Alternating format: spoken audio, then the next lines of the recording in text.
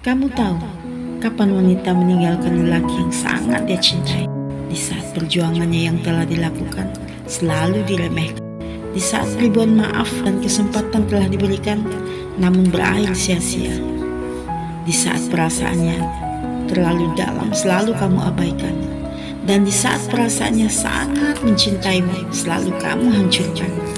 Wanita akan sangat sulit meninggalkan orang yang dia cintai. Tapi di titik dimana dia mulai merasa lelah, dia akan meninggalkanmu tanpa kembali.